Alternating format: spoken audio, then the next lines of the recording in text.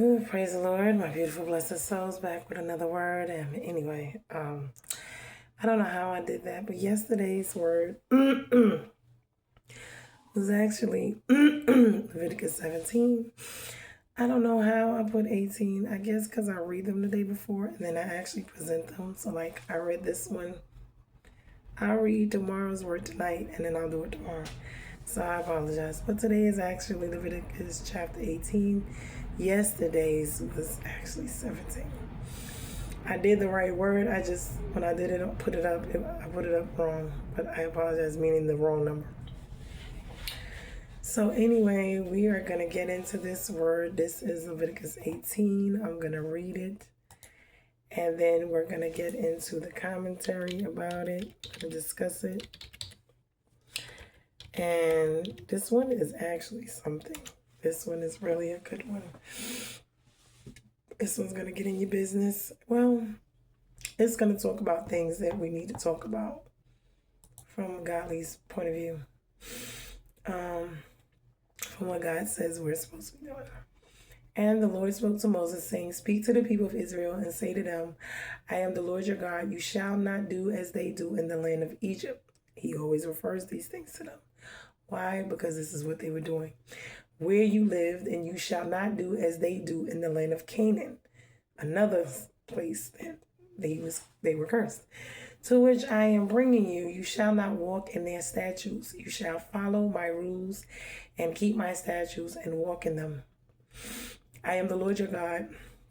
You shall therefore keep my statutes and my rules. If a person does them, he shall live by them, and I am the Lord.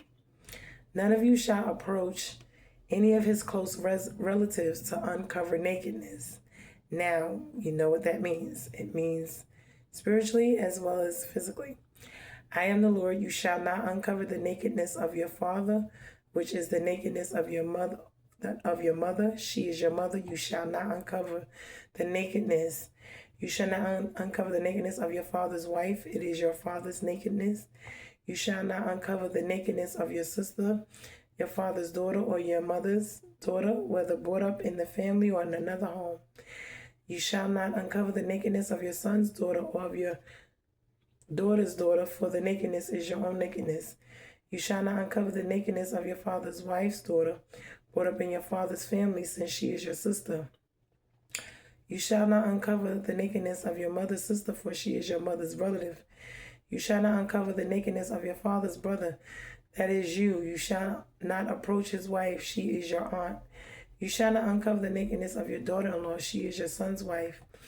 You shall not uncover her nakedness. You shall not uncover the nakedness of your brother's wife. It is your brother's nakedness. You shall not uncover the nakedness of a woman and her daughter, and you shall not take her son's daughter or her daughter's daughter to uncover her nakedness. They are relatives. It is depravity. And you shall not take a woman as a rival wife to her sister, uncovering her nakedness while her sister is still alive. See, these things that we see, these things. It's talking about nakedness. We're going to get into it.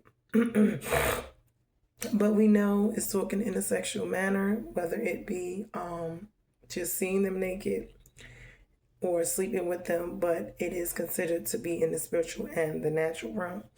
"So you shall not approach a woman to uncover her nakedness while she is in her menstrual uncleanliness," meaning not sleep with her while she's on her menstrual. "And you shall not lie sexually with your neighbor's wife, and so make yourself unclean with her." See, all of these things we see happening that people in the world, the gurus, say it's okay. These men and women sit on panels, have these discussions about things, about what should go on, what should not, and most of them are not godly. "You shall not give any of your children to offer them to Molech."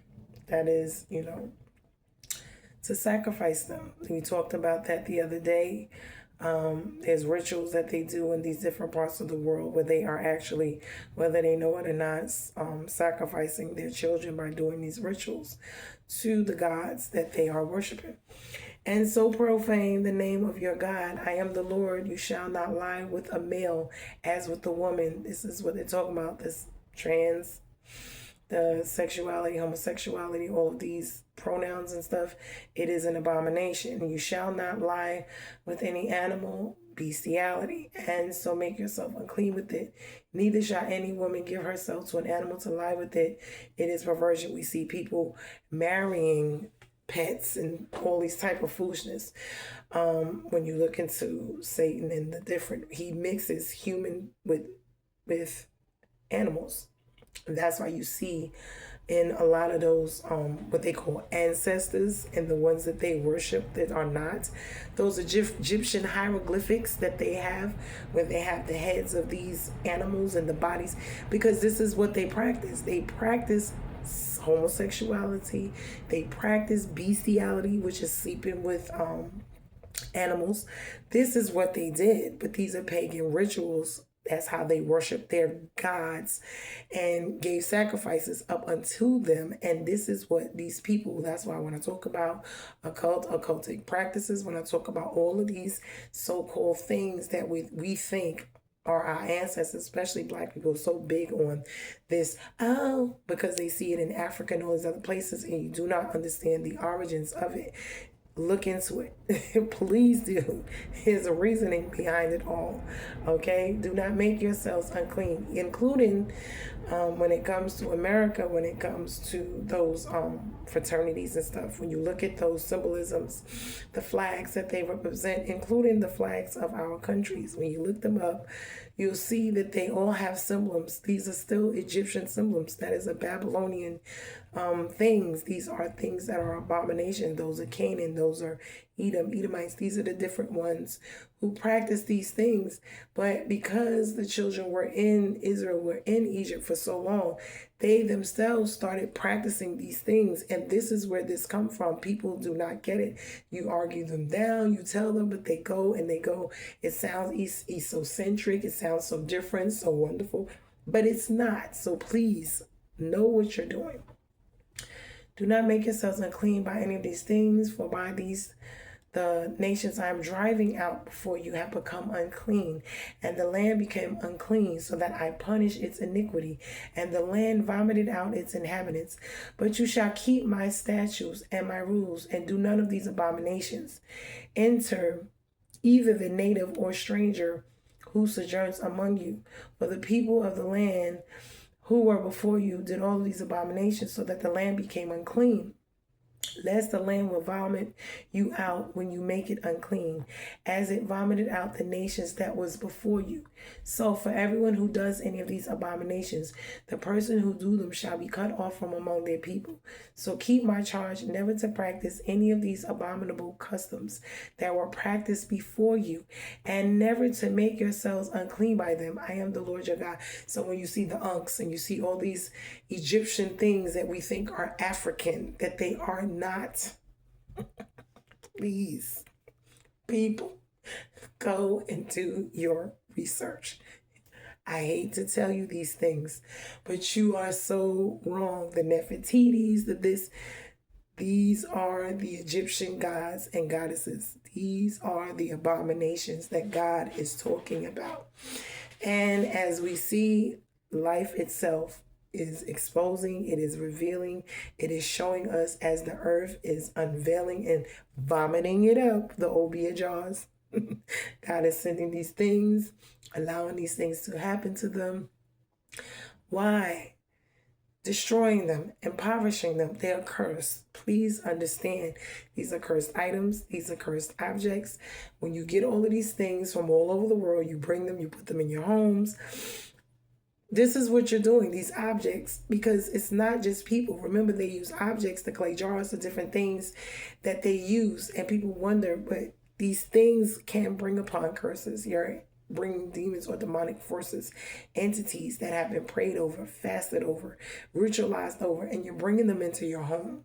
Okay, and you're putting them up as black art or black this or black that, and it's so esocentrical and it's so different, and everyone wants to be so whatever nostalgic. It is not. That's the seduction of it all. Okay, the devil wants you to think these things. He wants you to think, oh, it's nothing, it's just this, it's just no. These things, they do things to things. The clothing, the art, the everything, the utensils they had, listen. So understand this. I talked about the sage. I talked about the burning of the sage helps with the get rid of. No, sage actually attracts demons. So, like I said, you have to look into these things because the devil wants to lie. He wants to deceive you. He wants you to think things are one way when they're actually another way. So this is why, people fall into these things, whether they know or don't know, because it just looks and sounds great. And in all actuality, it's not. So they talk about praying over everything you receive, everything you eat. All of this is why. I mean, even these restaurants, businesses, whatever, like I said, people do things in order to get business, to stay in business, to keep their businesses thriving. This is the difference between those who do these things and want to be, prosperous, and they have good intentions and they don't. Why? Because they have all these altars, covenants, contracts, all these things against them, fighting against them that they don't even know. So although they have the same products, the same things, and they're selling them, guess what? It won't be like the other ones because they're ritualized. They have the spiritual realm backing them for whatever evil entity that they're. So you have to do yours from a spiritual of godliness. You see what I'm saying? Because that's going to make the difference with yours. This is, so the nakedness, let's get into it. We're going to get into the nakedness. We're going to get into all of this because we have to unpack it. We have to, discover or investigate it to see what exactly is going on. To see if what you think, I used to myself think that those things were the same thing. It's a lot of things that I have learned just in digging into these things to find out for myself what is actually going on here. So here it is, a general law against the conformity to the corrupt usages of the heathens, right? Particular laws against incest, right? Against bestiality or beastly lust. Remember, these things are about lust. Lust is a great weapon. It is one that we see that tears up marriages, families, all of these things. Why? Because people have lust. It's not about love. It's about lust. Wanting to have sex and sleep around. No commitment, no nothing. This is what this is about. No responsibility, no nothing, just sex, and that's it. And barbarous idolatries, meaning the worshiping of your penis or sex, because this is what you wake up and you enjoy. The pride of life, the pride of lust of the eye, and the pride of life, the lust of the eye, the lust of the flesh. These are the things that, like I told you guys before, I did a video a while back on those and broke them down as to these are the three categories that usually everything falls under. So the enforcement of these laws from the ruin of the Canaanites. And it says, after divers of ceremonial institutions, God here returns to the enforcement of moral precepts, meaning the moral concepts of what is considered. You see what I'm saying? Men will go around and sleep with any and everybody. Women will sleep with any and everybody. This is what they are talking about. This is where this is coming from. We think it is a natural thing. These are spirits. These are demons. The demon in her likes the demon in him. They like to get it on. And then we wonder why the relationships know, because it's about lust.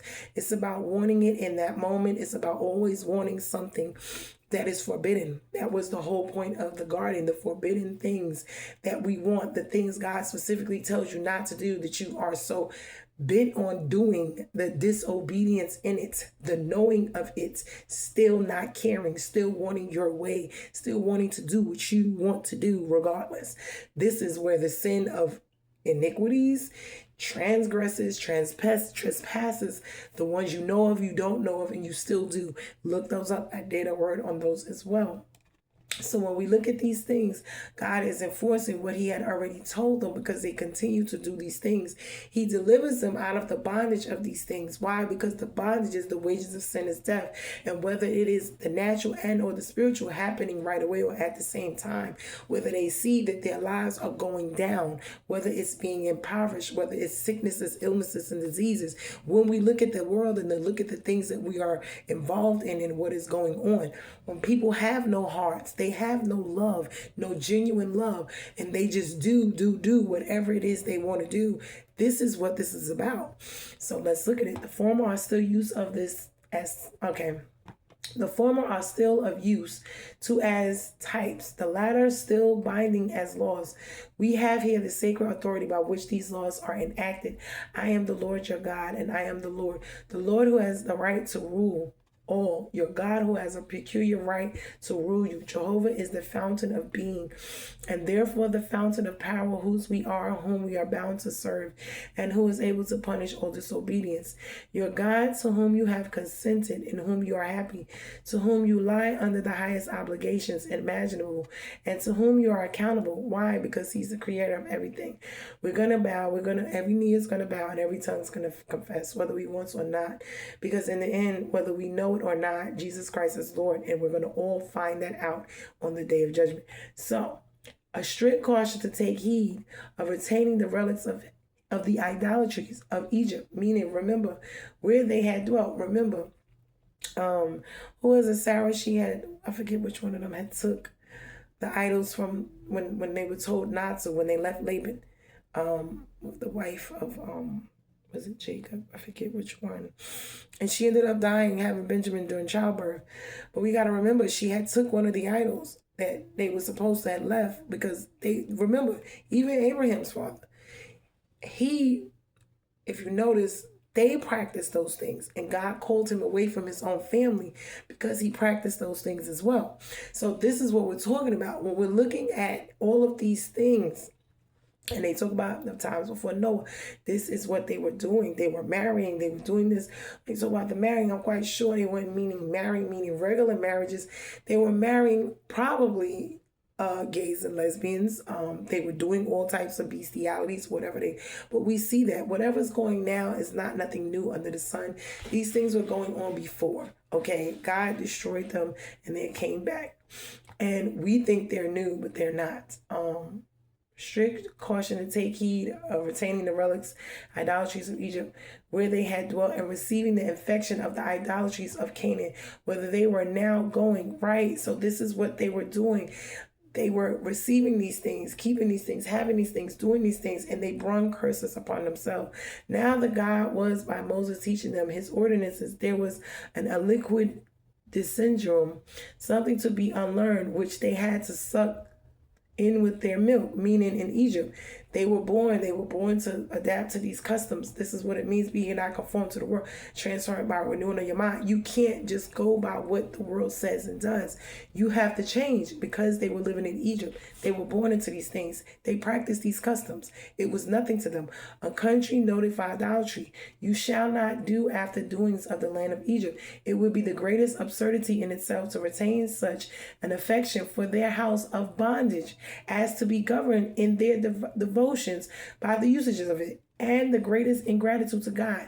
Why? Because these were the people who had enslaved them. They had in bondage them. So why would you want to continue to practice the practices that they practice? Because if you're going to practice them all, including slavery and bondage, which you did not like and did not want. God, he delivered y'all from that. So you were supposed to not go back to doing that. And this is what this is all about. Why God delivered you from the bondage of Egypt. But then you practice the things that they practiced. That was evil, wicked things. Those was one of the reasons you was enslaved and in bondage. Them people, those practices were evil, as you can see. Why? You was enslaved. What about anything that they practiced made it good for your life? Nothing. We have to get this into our hearts, our souls, and our minds. But I see Stockholm Syndrome. I see, dysfunction. I see this is where we love those who hate us. We chase after them. We want them. This is where all of this come from. Egypt hated them. They killed them. They cut heads off. They did all these things. This is just like slavery. Hated them. But then you love them and everything about them. And you want to be just like them in every way. What is that? It's dysfunction. It is Satan himself working spiritually, okay, to change your mind and thoughts and patterns and habits to think that these is the way that it should be, that it's okay to be this way because that's all you know. And instead of changing it, because it would cause great disservice, discomfort for you to think that your whole life was a lie and something is wrong, That's the whole point. But just admitting that and just moving forward and be like, okay, well, I didn't know. Now that I do know, I'm going to change and move forward. That is it. But because of pride and because of ego, we don't want to change. We don't want to acknowledge it. We would rather sit in our sin, live in our sin, and live a life of sin than to change it. We just say, no, it's wrong. Because in our eyes, we want to we're loving because we get to do what we want to do. Why? Because to know that you are sinning, you have to change. That means something's wrong with what you're doing. You don't like that feeling. You don't want that. So this is why people continue to live in their sin. Why? Because they don't want to acknowledge it. They don't want to acknowledge that they're wrong, that they're doing something wrong. Because their pride and their ego won't let them. Why? Because once they acknowledge it, now you have to do something about it. And no one wants to do that. It costs so much. It takes so much. It would be the greatest absurdity in itself to retain such an affection to those house bondage, to be governed in their devotions by the usages of it. And the greatest affection, their greatest ingratitude to God, who has so wonderfully and graciously delivered them, nay, as if governed by a spirit of contradiction. Right, this is what this is. Contradiction and confusion comes from the devil. They would be in danger, and even after they had received these ordinances of God, of admitting the wicked usages of the Canaanites and of inheriting their vices, right, they inherited it with their land. Exactly. They inherited it through all these years, just like us, Christmas and all these holidays. We inherited these through our parents. They inherited it through their parents. Why? Because this is what they were taught that was right, although it is wrong. So now we know. So now change it. Stop continuing in it. It's not easy, but we need to do it. With all the other things, admit it was wrong. Admit that it was we didn't know, and just do something different. Of this danger, they are here. Repent, ask God for forgiveness, and ask Him to help you. We fall, we fell, we get up, we ask Him, and we move forward. Warn you, you shall not walk in their ordinances. Such a tyrant is accustomed that their practices are called ordinances, and they became even rivals with God, with His ordinances. Why? Because these things become rituals and practices. And God's professing the people were in danger of receiving law from them, right?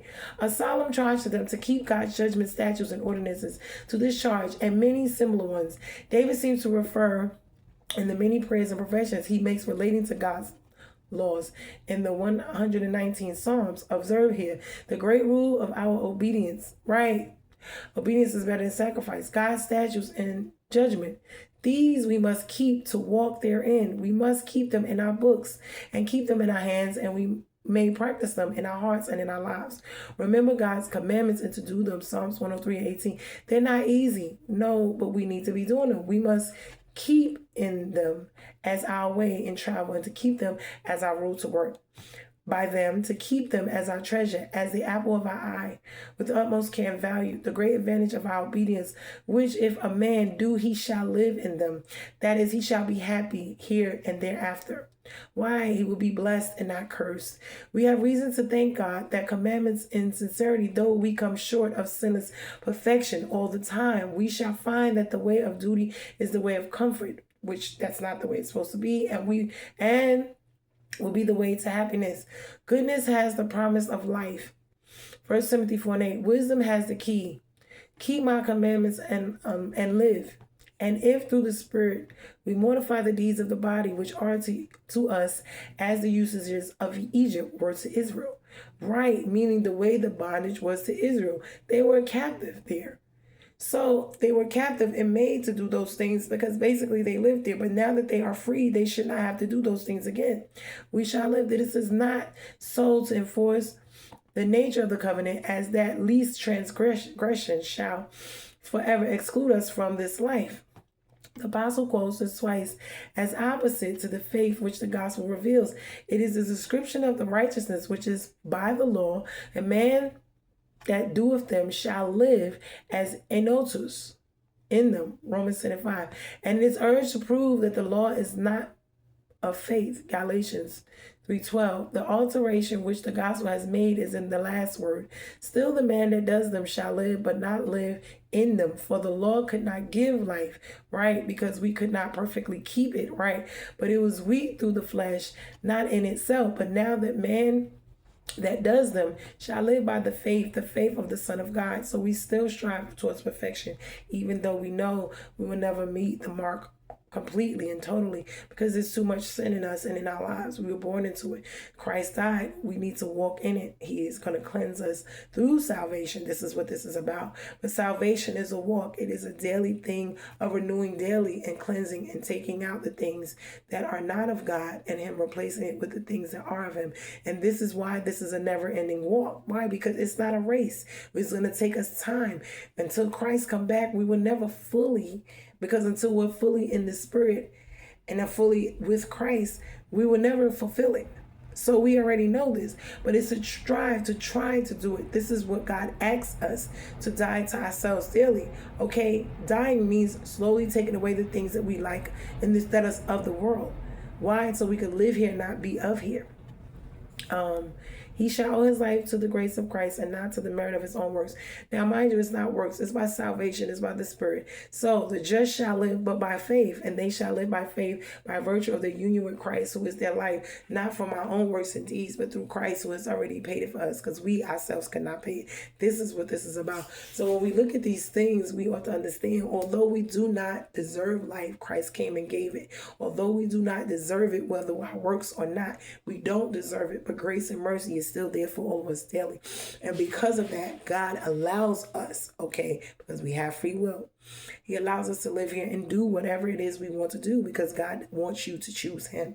He wants you to choose righteousness on your own. He doesn't want to drag you and force you. No, you must choose it. Choose to live holy. Choose to have a relationship with God. Choose to walk with Him. Choose to get rid of all of the sin. Choose to want to commune with Him and have a relationship with Him.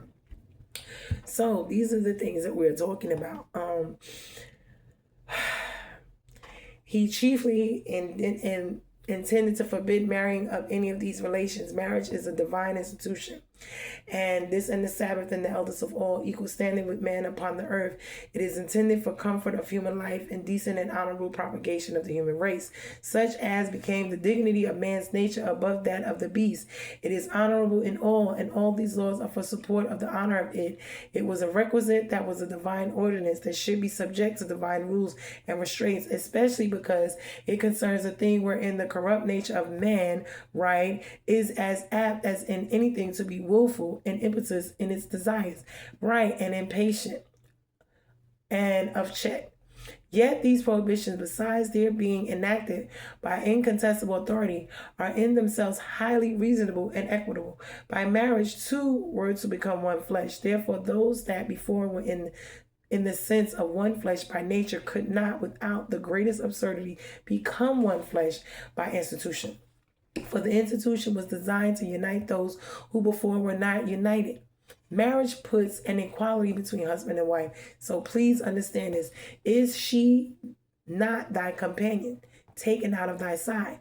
This is what we talk about. Therefore, if those who before were superior and inferior should intermarry, which is the case in most of the instances here laid down, the order of natures would be taken away by a positive institution, which must by no means be allowed. The problem is pride and ego in everyone.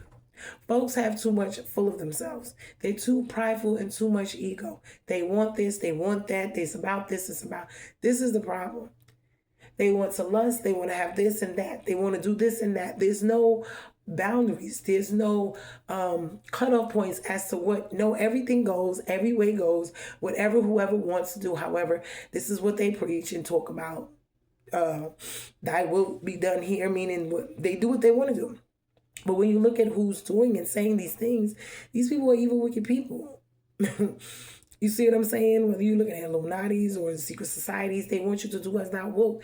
That's opposite of what God says. That takes God out of everything. Why? Because God didn't tell you to do as you will. He said to do as he said. You see, he put these commandments here as a protection, a gate for us, to keep us protected as his sheep within the covering. But once you step out of the gate, the devil's there waiting for you. So you are free game.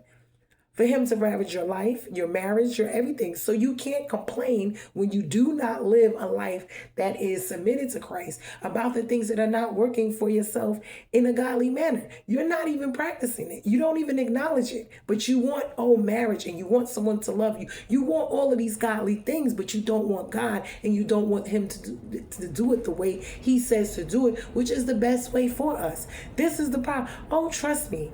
I know, because I myself have put myself on the judgment call, on the on the carpet, and pulled myself to the front to be judged first. Why? Because when I look at these things, I'm like, whoo, baby, that cut deep. That right there, that hurted. When that was spoken, that hurted, about tattoos, about all these different things. And it's like when I'm looking, and we didn't get it, they talk about you're not supposed to do anything to your body, honey, when all of these so-called simple things that we take for granted, that we didn't know, that we do eventually come into knowledge of, please understand, okay? Understand, we must take a look at our lives, and we wonder why it is the way it is. And then say to ourselves, well, what do I do to change it? Because I don't want to continue to live this way and be this way. I do want my life to be better. I do want, and it's not to say that your life is going to be perfect, because we're going to have trials and tribulations. Don't get it wrong, just because you get saved and you go through a lot. Don't get it twisted. But the covering of God, because the testing of your faith is what he wants to see, if you really love him, if you really want him, you really want to be a part of him, if the spirit has to be there. So it's like, because in flesh, we can't meet these requirements. These have to be met in the spiritual. And because we see that these things, this is why you can have people enslave people, because there's no regard for life, their hearts, their minds, their souls. No, they have no regard for what's considered right and wrong. So when we look at one thing, we have to look at them all. We can't, that's why it says in the Bible, you break one commandment, you break them all. Why? Because this is what it is. Because one is after one is after one. They're all like a circle, one behind the other. And it does a domino effect. You see what I'm saying? Just like in our lives, if you take away money, if you take away certain things, it's a domino effect. Everything starts to fall apart, right? When you look at these things, you got to look at them. And it's like, so let me continue on. Okay. So the inequality between master and servant, noble and ignoble, is founded in consent and custom, and there's no harm done if that be taken away by the equality of marriage. But the inequality between parents and children, unless and nieces and aunts and nephews, either by blood or marriage, is founded in nature, and it is therefore perpetual and cannot without confusion be taken away by the equality of marriage, the institution of which through ancient is subsequent to the order of nature. No relations that are equals are forbidden, except brothers and sisters by the whole blood or half blood, or by marriage. So this is why certain things are set up, because God is telling us that once they have sex or get married, have sex, because that's the actual union, and intermingle their souls, of course, this is considered, y'all are considered one. When God sees you, you're two, but he considers one. And in this area is not the same natural absurdity as in the former, as Adam's sons must of necessity have married their own sisters, but it was requisite that it should be made by positive law unlawful and detestable. So when you look at these things, for the preventing of sinful familiarities between those, in that the days of our youth are supposed to live in a house together, and yet cannot intermarry without defeating one of the intentions of marriage, which is the enlargement of friendship and interest. And if every man married his own sister, as they would be apt to do from generation to generation, if it were lawful, each family would be a world to itself, and it will be forgotten that we are members of one another. It is certain that this has always been looked upon by the more sober heathen as a most infamous and abominable thing. And those who had not this law yet were herein a law themselves, the making use of ordinances of marriage or patronizing incestuous mixtures is so far from justifying them right, and extenuating their guilt, that is, as the guilt of profaning and of ordinance of God, and prostituting that to the vilest of purpose which it was instituted for the noblest ends. But this is the unclean and clean. So this is what it's talking about. We got all of these things that they were doing. Uncleanliness, having sex with, animals. What type of foolishness is that? But when you look at When you look at, that's why it's clean, unclean. There's things that are acceptable, not forbidden, not forbidden. Because it's to distinguish. It's to distinguish everything and, put it in its perspective the way it's supposed to be. Because without guidance, without rules, without, you know what I'm saying? This is like our children. They don't like our rules in our house. We don't like God's rules. This is what it is. It's called rebellion. But in rebellion, we see that we find ourselves as adults not listening to God. We fall, and our children fall as well. Why? Because nobody's listening. Everyone's disobedient, just doing what they want to do. This is what it is.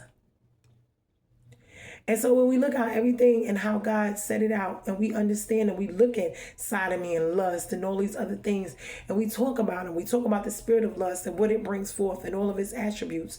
This is the way that the devil comes at you. He distracts. We got Moloch. We got all of these things going on. You need to get into it and look into it for yourself, because these are the detestable things. But we sit here and we say that they're okay. God says that they are not. And we see why. But we see the fruits of it, and we see that the fruits of it still say that they are not. And we obviously see them, but we yet still defend it. Why is that? We defend what is evil and what is wicked. And we say that it's good. And we call evil good and good evil. Why? But that is the trick and the sorcery of the devil, to trick your mind. Okay? Eve was deceived before anything. But she already had discontent. Why? Because she wasn't happy. She wanted more. She wanted to be God, be like God, be in competition with God, be equal to God. This is the reasoning behind a lot of these things. The pride and the ego. The pride of life, the pride, yes. The lust of the flesh, meaning what you want, what is appealing to your eyes. Right. And this is what these are based off of. And this is what the devil has been doing. It's not him, because he doesn't make you sin. He puts it in front of you and you go after it yourself, because that desire is already inside of you. We have discussed this as well. So when we look at these things, we see how detestable the hearts of man are, the spirit and souls of man, and how they think and what they want and what they like and lack. We see how evil, because the heart, God, it says in the word, how evil is and wicked is the heart. It's evil and wickedly sick. Who can know it? Why? Because we look at the things and we look at what goes on. Any and everything goes. Sure, that's what you like, do that. It could be the most nasty, defiled, detestable thing, but everybody just go along to get along. It's ridiculous. Let's get into some more of this commentary. Over here, I want to look up nakedness, because we're going to discuss it. I remember in Noah's time, they talked about nakedness. And they talked about how he cursed Ham for the nakedness situation. And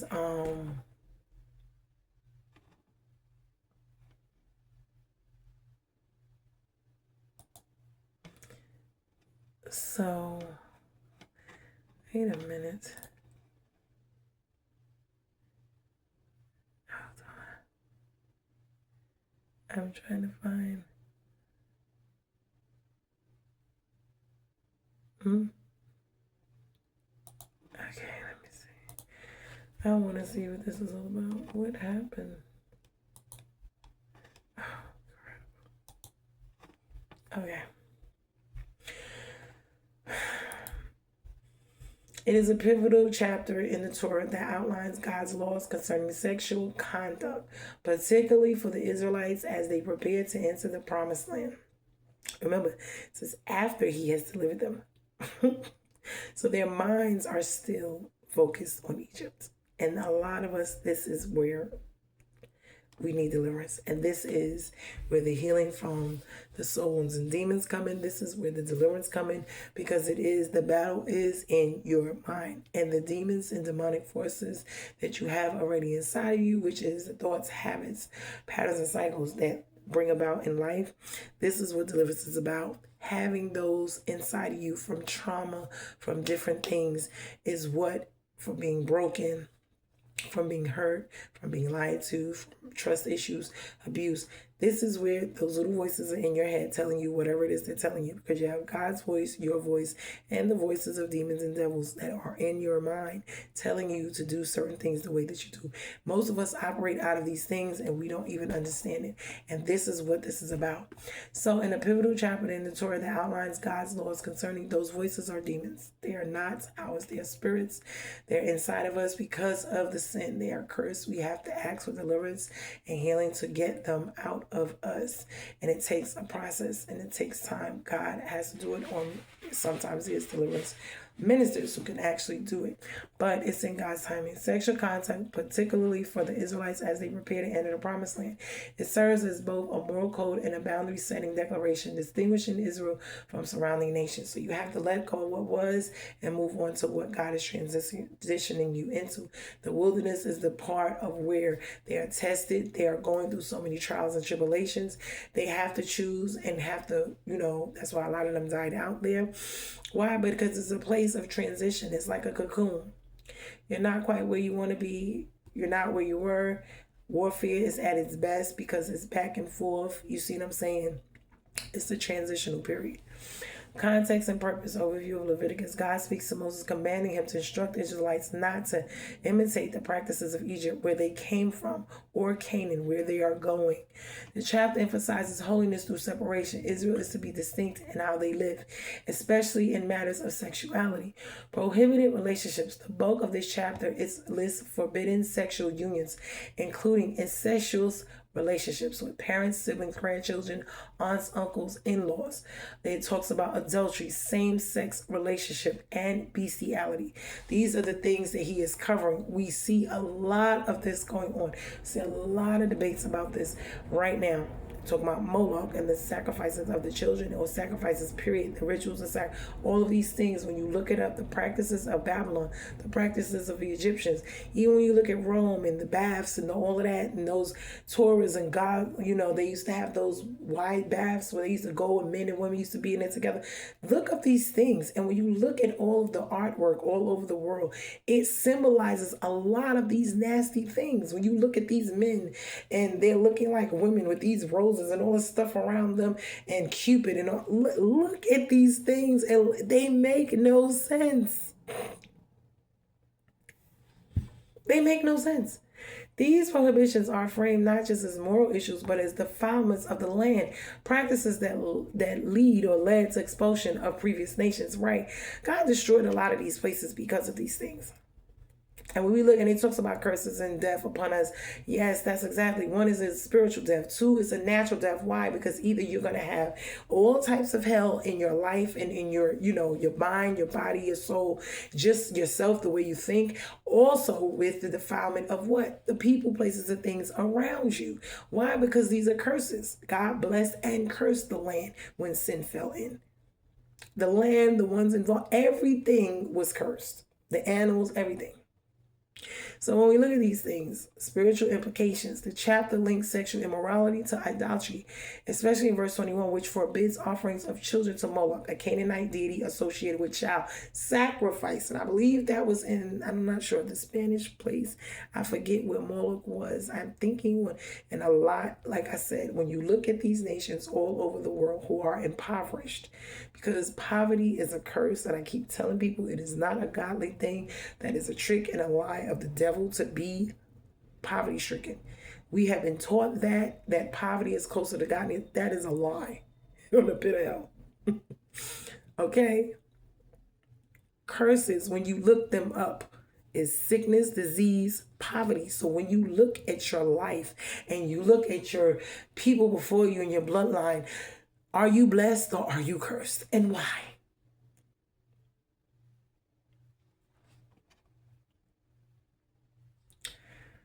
Violating these laws is seen as profane. God named the fowl in the land, which will vomit out its inhabitants.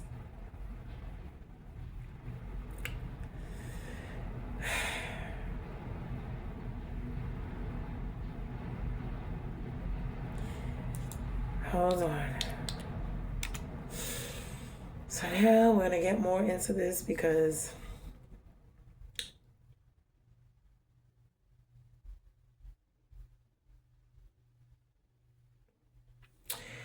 So,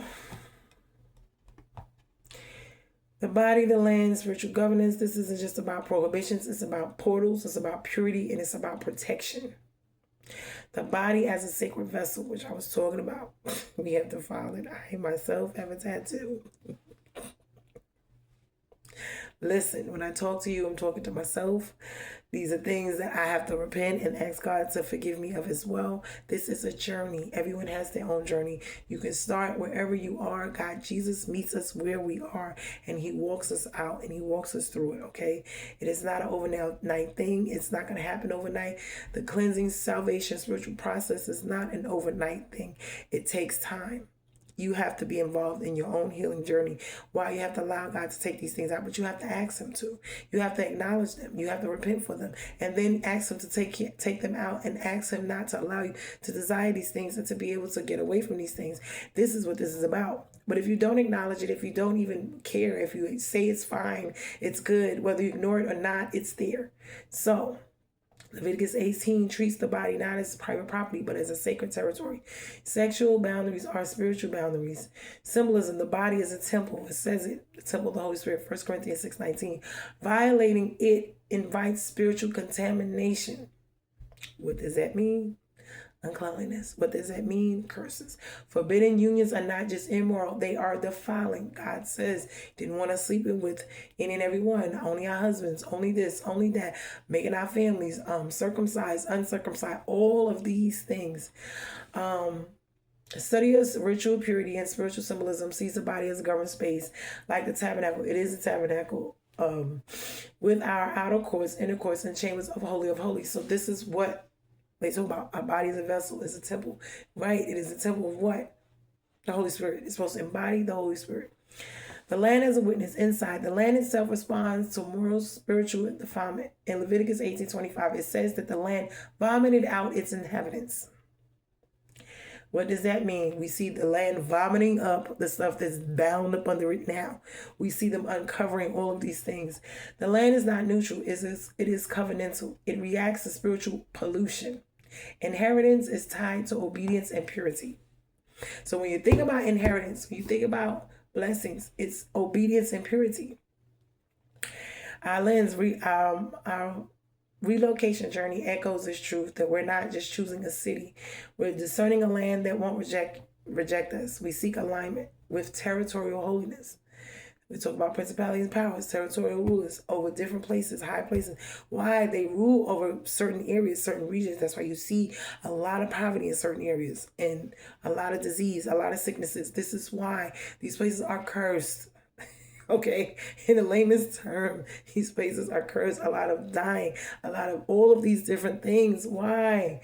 There's so much wickedness, evilness being practiced there. There's so much killings and all these evil, wicked things that are not drug infestations. All of these things that God detests. Purity is not repression. It's spiritual clarity. Leviticus 18 sets boundaries to protect covenant identity. Symbolism. Purity preserves spiritual inheritance. Boundaries are firewalls, not cages. This is what we think of firewalls. We think of walls. We do not. The walls are there to protect those who are inside from those who are on the outside, okay? And this is what this is about. Once there's no cages, no walls, rather not cage, there's no separation, okay? There's no boundary. There's no...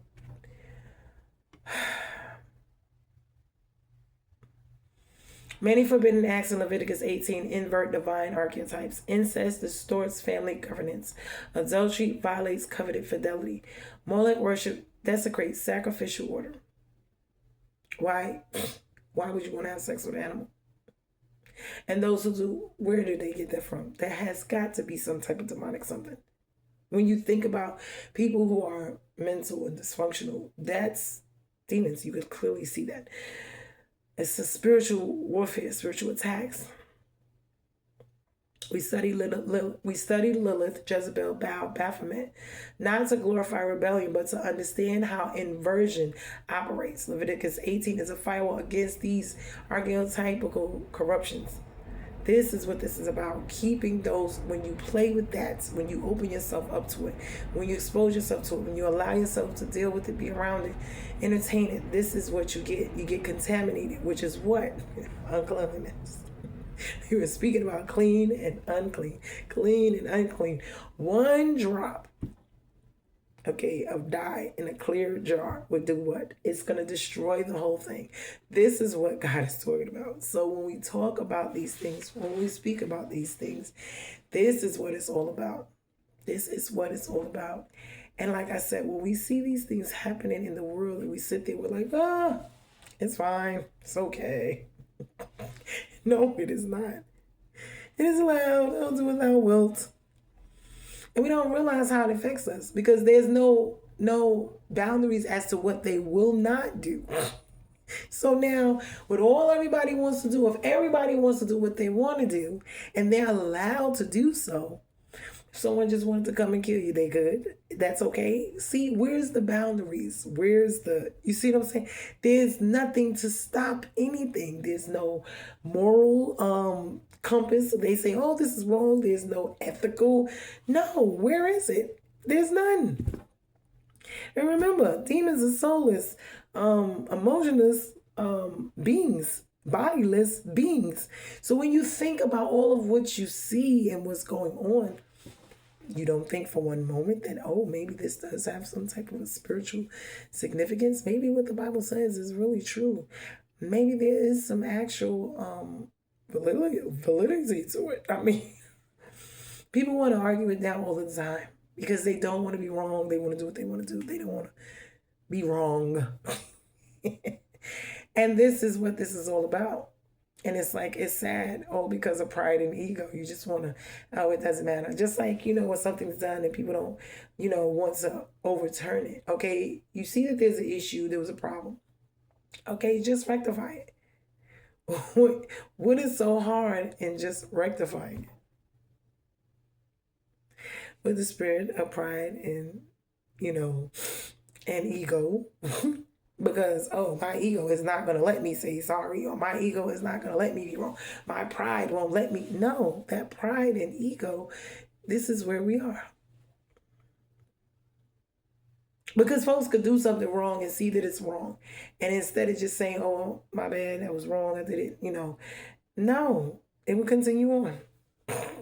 Or nothing could be said. There's no acknowledgement. There's no, I did it, so what? Who cares? I'm just going to, I'm going to lie about it. I'm going to hide it. Come on now. It's the devil here in his kingdom and systems is still kill and destroy. Do not get it twisted. He's not a fan of yours. He doesn't like you. And all those who worship and follow after him, the practitioners, the demons, the fallen angels, all of them, trust me, up until death, they hate you. They cannot stand you. They do not like you. And even if you're on his side and you're doing what he wants you to do, he still has no allegiances, no ties to you. He still will kill you in a minute because he has no regard for you or anything or anyone else besides himself. And this is for all the kingdoms and systems that worship him. So when you think about all of the ones who are out there, they don't care anything about you and your family and what.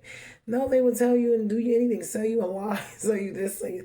Why you think even with business, when you look at every aspect of this world, the business world, the spiritual, the financial, the medical, every aspect, no one really cares. Everyone's chasing the look, how they look, or how it looks, a dollar, or what things seem to be, the mask. I mean, just think about it. When we see it, we think about everything that goes on in this world. We can lump it up in that nutshell. Pride of life, meaning the pride that they have in themselves, what they have accomplished, what they've achieved, what they've done, the competition around it, and I'm better and you're less because I have this, a decree. We've been separated by all of these things, man and woman and race and color and creed and religions. And look, isn't it just lovely? It's wonderful, isn't it? Just wonderful. And I have power and you don't, and I'm over you and I'm better and I'm going to do this and I'm going to do that just because I can, because I don't like you or I don't like, I won't support you, I won't do this. Like, come on now. It's just crazy. I be looking like, oh, wow, this is just too much. It gets to be so annoying, so draining. Because who cares? Really, who cares? We all gonna leave here the same way. We all came here the same way. Just think about it. We all bleed the same way. We all go to the bathroom the same way, put our clothes one pants on at a time. I don't care who you are. People worship and idolize these people for what? People, places, and things that die and killing themselves to look good for Christmas, to look good for whomever, to be in competition for what? To have more money, to have a big house, to look better, to have a bigger business. Folks are just chasing their whole life away. And in 1 second, an earthquake could come and destroy it all. A tornado, a hurricane, whatever, just that quick. Poof, be gone. Your business gone, your house gone, everything. I keep thinking about Job. It's about everything, and it was just destroyed in one day. And it's not funny. It's really not. But when you think about how a hurricane could just come through and everybody be wiped out, when you think about how during COVID, how so many businesses, homes, jobs, everything was lost, and how we just killing ourselves for these things. Because the devil has set us up in our minds to make us think that we are more and we're better, we're this and we're that, to have them, or we're better than those who do or don't. And I mean, it just, we're somehow, I don't know, better. And I'm like, because this one looks better or this one has, it's just like, I don't know. But it's all in your mind, really. It's a mind thing. The voices that tell you, oh, you're so much better because you have this BMW. Or you're so much better because you have that Coach bag. Or because you have a bust down to your butt and your butt is big and whatever. It's like, it's just crazy. Or because the man has all these nice pecs and he's just, he's the catch because he got a job or he got some money and a nice car and he's just all of this and all of that. And these are just things that I'm just throwing out there like that I see. And you just be like, huh? Really? Okay. People supposed to bow down and worship them, and they can get any person. Like, everybody wants you, like you the greatest, looking at the greatest, anything to everybody. Who cares? Some people, you may think you are the top-notch dime bag sack, and folks you may not even be in their top one list. You may be nothing at all of what they like. I'm just saying. I'm just using that as a example, like I said, because it could be in any realm. It could be in the business realm where people think they're, they could be at the top and doing all this. Don't get me wrong. You'd be happy for people and the things that they accomplish and do, but don't let the things be and make you, because these are just titles and positions that we hold here. They don't make us who we are, but you get to see who people are in two phases in life. I always tell people, at the bottom when they have nothing, and at the top when they get it all. Because that's where the real them is. It shows up. At the bottom when they need people. Mm-hmm. And who will be there and who's not. And then at the top when they get it all. And then how they act when they do get it. Are they going to flaunt it? Are they going to act, better than people? Are they going to mistreat people? Are they going to... because what's in them is in them. And it's going to come out regardless. It only exposes who they are even more. So this is what this is all about. How do you treat people? Whether I had it or didn't have it, I'd never treat people bad. I just don't believe that. I'm not a believer in mistreating people. Whether they have it or they don't. I hate to see people not have it. It does something to my soul. I just feel like, God made us here for us to all have, for no one to lack. So that's just my take on it. But I know a lot of people, they do want people to not have and lack. And they like it. They enjoy that. So some people are so busy being in competition, they're just back and forth killing themselves to be better than somebody else, to outdo them, to have more, whether it's money or fame or looks or a man or a woman or whatever, fame and power and fortune or whatever the heck it is, status, or to be idolized, worshipped and adored. I don't know. I just be like, I don't even understand. But when we look at these things, like I said, it just makes so much sense. When we look at it also from a standpoint of how, relationships, because God created family and they have destroyed it because it's not about family anymore.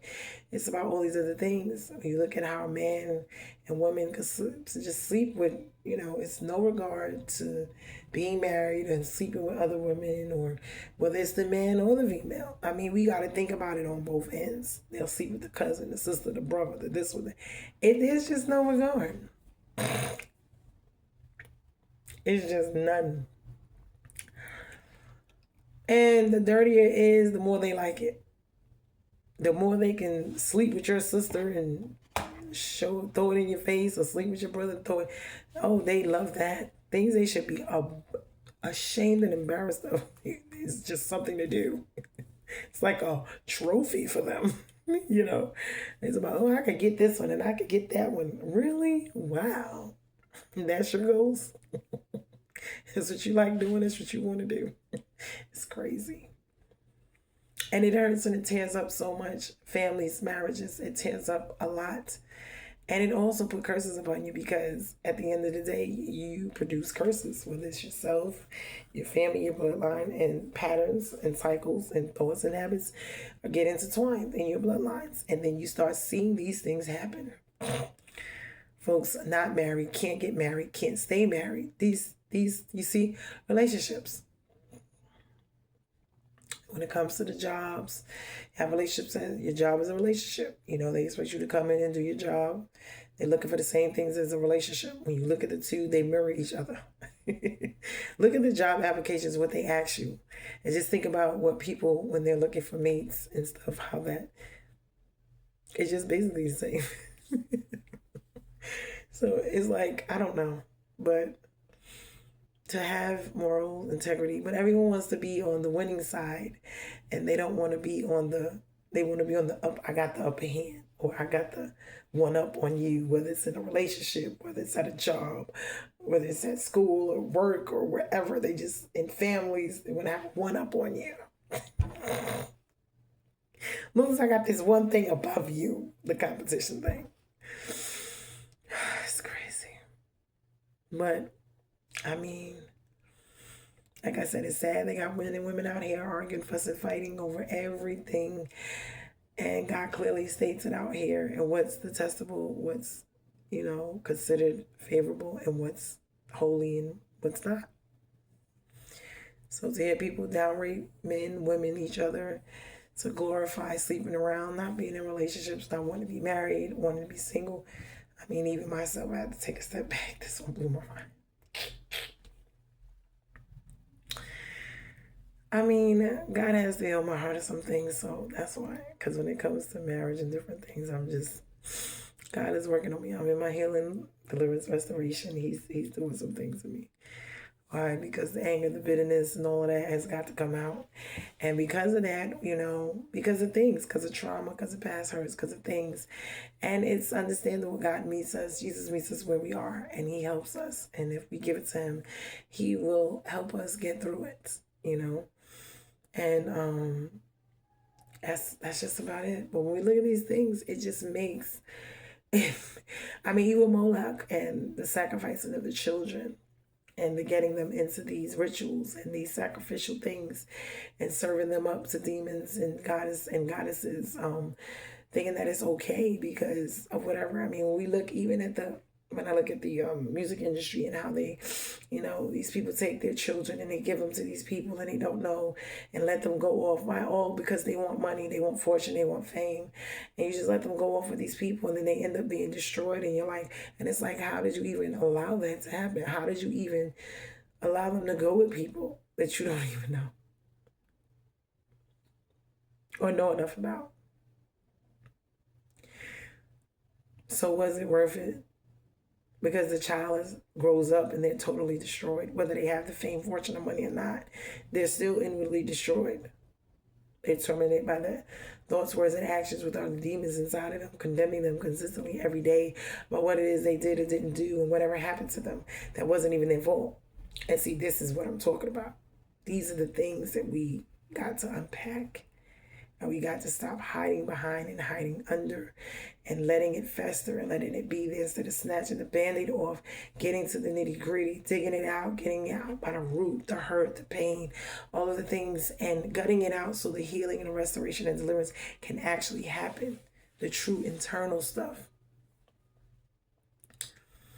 But if we don't discuss it and discuss what's right, what's wrong, and have, forgiveness, and also, to be asked to be healed, delivered, and restored, this is what this is about.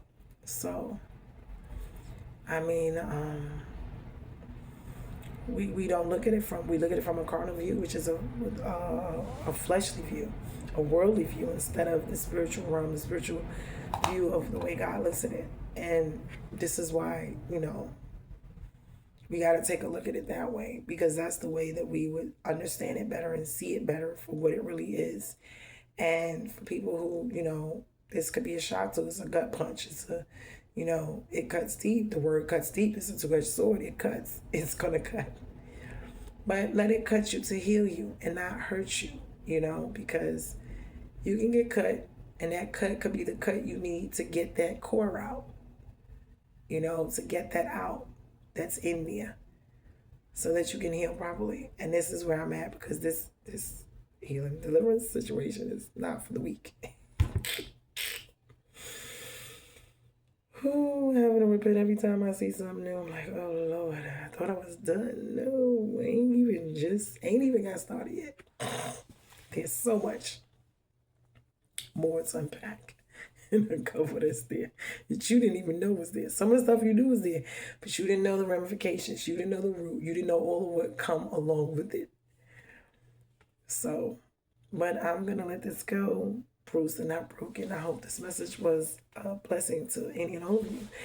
And open up your eyes and make you want to pick up your Bible, make you want to ask questions, make you want to research your own life, speak to God, ask to God about things to help you with in your own life, so that you can be healed, delivered, and restored, so that you can get the help that you need, so your life might be better, so you may not be, depressed, stressed, discouraged, and going through, all the time. We have our seasons when we go through things, but so, and no one's perfect. We all walking. I'm in my walk. I'm in the process, salvation, cleansing process. And I'm not all the way there. So, but I love you guys. Like I said, bruised, not broken. Please like, share, comment, and subscribe to the channel so I can get out there, so the people who are trying to figure out their own lives, it's not about me, it's about God and what He's doing. He's using my own life as a mirror to show a lot of what is going on, because there's a lot that I am researching that God has me looking into, because I'm looking into my own life. And because I'm looking into my own life and I'm questioning these things, this is why I'm digging deep to find out, because I myself want answers to my own life and how I ended up here, got here, what's going on with me, why is things the way that they are, and get to the root of it. So, and it is a journey, and it is a journey that is well needed and well deserved. And it is a spiritual one. But we look at the spiritual and the natural, they both coincide. And to get to the bottom of it, this is what you may have to do. Because a lot of things are not explained in the natural sense. That makes you know that there's something more to it, and that is the spiritual realm. So, like I said, like, share, comment, and subscribe. Love you guys much, and I hope this was a blessing to the channel. Love you guys. Till the next one. Later.